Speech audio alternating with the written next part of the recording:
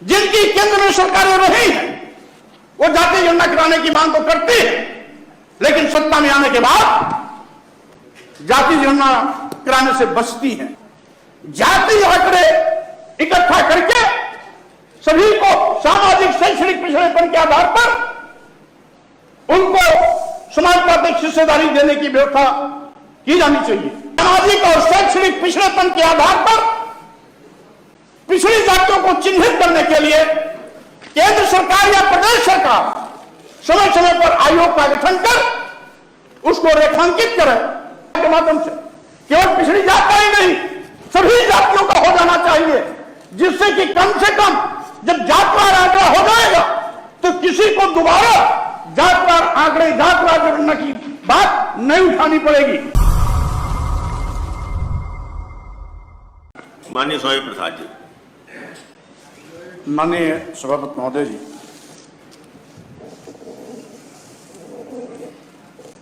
नियम 105 के सूचना के अंतर्गत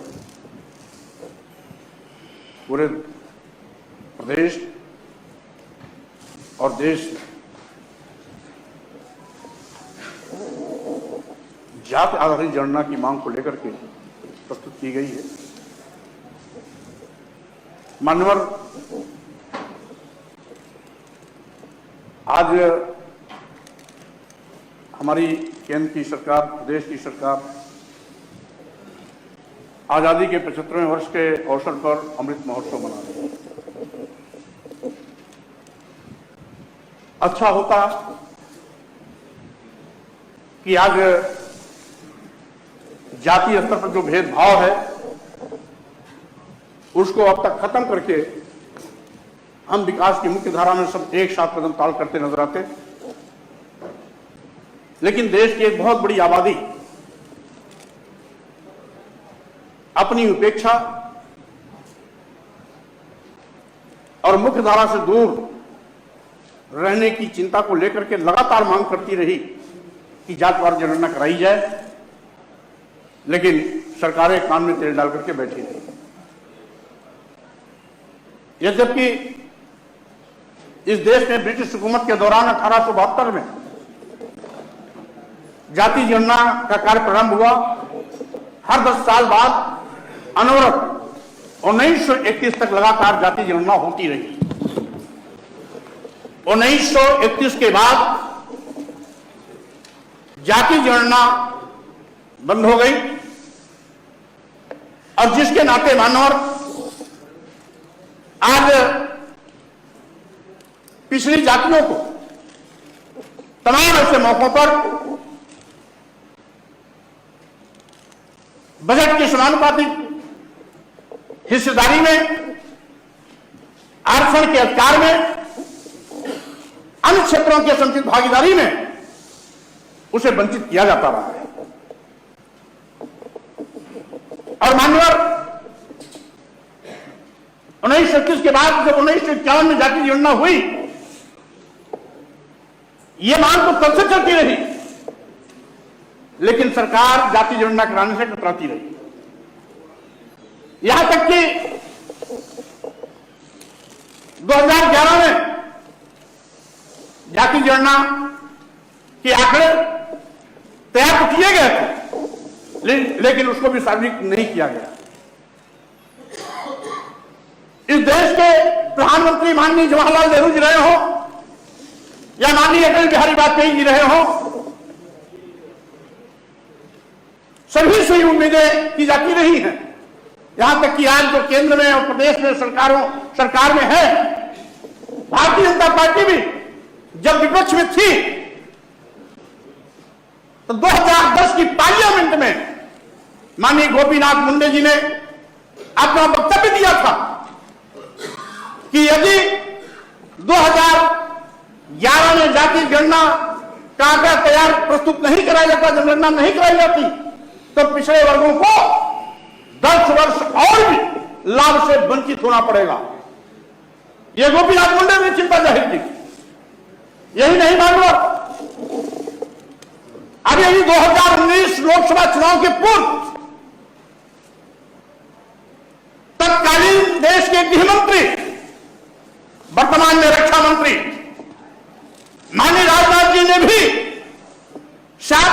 शुरू से घोषणा किया था कि हम जाति जनगणना कराएंगे। मानव यहां तक कि कांग्रेस सरकार अपने समय में जिस जाति जनगणना को करने से कतराती रही, 2018 में कांग्रेस के नेताओं ने भी लोकसभा में जातवार जनगणना कराने की मांग की थी। मानो क्या कारण है कि विपक्ष में रहने पर भारतीय जनता पार्टी, विपक्ष में रहने पर कांग्रेस पार्टी, जिनकी केंद्र में सरकारें रही हैं, वो जाति जनगणना कराने की मांग तो करती है, लेकिन सत्ता में आने के बाद जाति जनगणना कराने से बचती है। मानव ये लोग भाजपा इसलिए है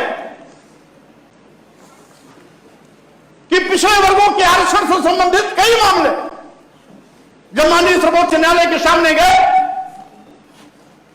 तो माननीय सर्वोच्च न्यायालय ने उस समय जातीय पिछड़ों की जातीय आंकड़े को प्रस्तुत करने के लिए कहा, तो सरकार हमेशा पल्ला झाड़ देती रही कि चूंकि जातिवार जनगणना नहीं है, इसलिए पिछड़ी जातियों का आंकड़ा भी उपलब्ध नहीं है, यह कह के पल्ला झाड़ लेती। मानकर यहां तक कि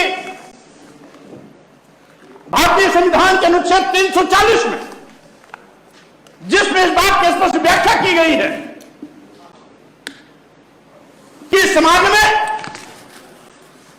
सामाजिक और शैक्षणिक पिछड़ेपन के आधार पर पिछड़ी जातियों को चिन्हित करने के लिए केंद्र सरकार या प्रदेश सरकार समय समय पर आयोग का गठन कर उसको रेखांकित करे और उनको मुख्य धारा में लाने के लिए, विकास सुनिश्चित करने के लिए, समानुपातिक हिस्सेदारी देने के लिए, आरक्षण का व्यवस्था करने के लिए ये सरकारें आयोग के माध्यम से रिपोर्ट देकर के उसको सुनिश्चित कराने का काम कर सकती है। इसी क्रम में कभी काका कालेलकर का आयोग बना था। इसी 340 अनुच्छेद के क्रम में कभी मंडल आयोग का गठन हुआ था। मंडल आयोग के चेयरमैन बीपी मंडल जी ने जब मंडल आयोग की सिफारिशों को लागू करने का काम किया था तो लागू करते वक्त स्पष्ट इस बात की व्याख्या की थी कि चूंकि वर्तमान में जातीय जनगणना का आंकड़ा उपलब्ध नहीं है, इसलिए 1933 की जातीय जनगणना के आधार पर जिनकी आबादी इनकी 52% है, उसके क्रम में हम इनको आरक्षण देने की व्यवस्था की सिफारिश कर रहे हैं। और मानवर आपके माध्यम से हम इसलिए भी अनुरोध करना चाहते हैं कि आगे जिस तरीके से बड़ा पैमाने पर बड़ी आबादी पिछड़े वर्गों की है, लेकिन घोर उपेक्षा की शिकार होती है, सहायता से वंचित होती है, और इसका औचित्य इसलिए भी है कि तमाम पिछड़ी जातियां अपने को पिछड़े वर्ग में शामिल कराने के लिए समय समय पर आंदोलन करते हैं, बड़े बड़े धरना प्रदर्शन भी होते हैं, आगजनी भी होती है, तोड़फोड़ भी होता है, करोड़ों अरबों का नुकसान भी होता है। इसलिए उसकी उस घटना की पुनरावृत्ति न हो, इसलिए मानवर जाति आंकड़े इकट्ठा करके सभी को सामाजिक शैक्षणिक पिछड़ेपन के आधार पर उनको समानुपातिक हिस्सेदारी देने की व्यवस्था की जानी चाहिए। लेकिन यह तभी संभव है जब जातिवार आंकड़ा होगा। इसी के साथ ही जाति आंकड़ा के अभाव में जो बजट का समानुपातिक वितरण होता है मानव, वो भी नहीं हो पाता। यद्यपि आज भारतीय संविधान के निर्देशों के क्रम में अनुसूचित जात का लगातार आरक्षण होता है, जिसका सरकार उसी आंकड़े के आधार पर जातवार गिनती होती है, उसी के आधार पर सरकारें उनको आरक्षण तथा समानुपातिक बजट की हिस्सेदारी देने का भी काम करते हैं। इसी प्रकार से भारतीय संविधान के 340 अनुच्छेद के क्रम में इनका भी जातवार आंकड़ा सूचित कराना चाहिए। हम तो ये भी कहना चाहेंगे, निवेदन करना चाहेंगे आपके माध्यम से, केवल पिछड़ी जात का ही नहीं, सभी जातियों का हो जाना चाहिए, जिससे कि कम से कम जब जातवार आंकड़ा हो जाएगा तो किसी को दोबारा जातवार आंकड़े, जातवार जनगणना की बात नहीं उठानी पड़ेगी। इसलिए मानवर हम केवल पिछड़ों की नहीं, हम तो पिछड़ों के लिए मांग तो करते हैं, लेकिन अगर सरकार सबका जातवार आंकड़ा सुनिश्चित करती है, जनगणना कराती है, तो भी उस पर हमको कोई आपत्ति नहीं है। और साथ ही साथ मानवर अगर पिछड़ी जातियों का जातवार जनगणना हो जाता है तो नीति निर्धारण में भी पारदर्शिता और स्पष्टता आएगी। इसी के साथ ही साथ मानवर आज जो संसाधनों की बंटवारे की बात है, जब तक जातवार जनगणना नहीं होता है तो देश हित में विकास के लिए सही निर्णय और सही आवंटन धनों की नहीं हो सकती है। इसीलिए मानवर हमारी जो सामने बैठी हुई सरकार है, सरकार आज अल्पसंख्यकों में विशेष रूप से जो पसमानदा मुसलमान हैं उनकी चिंता बहुत ज्यादा करती है। लेकिन हम सरकार के संज्ञान में भी लाना चाहते हैं, अल्पसंख्यक समाज में भी तमाम ऐसी जातियां जो पिछड़े वर्ग की सूची में शामिल हैं, लेकिन जातवार आंकड़ा न होने के नाते जिस पसमानदा की प्राथमिकता आप देना सूचित करते हैं, वो भी इन तमाम आरक्षण समानुपातिक बजट की हिस्सेदारी से वंचित हो जाया करते हैं। इसलिए मानवर हम आपके माध्यम से यह भी अवगत करना चाहते हैं कि आगे इसको चिन्हित किया जाना चाहिए, जिससे कि सभी के हित में योजनाओं का क्रियान्वयन सुविधाजनक हो सके। इसी के साथ ही साथ मानवर हम आपके माध्यम से भी निवेदन करना चाहते हैं कि आज यह सौभाग्य है कि इस देश में पिछड़ी जात में पैदा होने वाला नेता देश का प्रधानमंत्री, और इसलिए मैंने इसलिए कहा कि माननीय प्रधानमंत्री जी 2014 के पूर्व पिछड़ी जात में पैदा होने के नाते नीच कहे जाने का दंश सार्वजनिक मंचों से सबसे साझा किया था।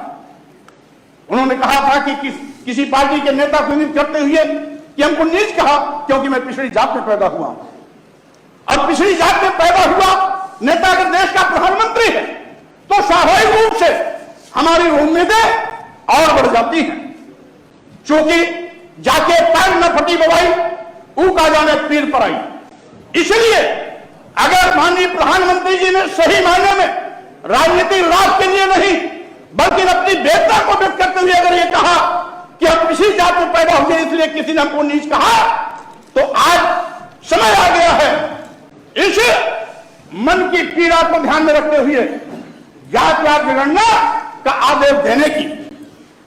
इसलिए भी मानव आज हम ज्यादा उम्मीद करते हैं कि अभी पार्लियामेंट की जो बैकवर्ड कमेटी है, पार्लियामेंट्री जो बैकवर्ड क्लास की कमेटी है, उसने संस्तुति की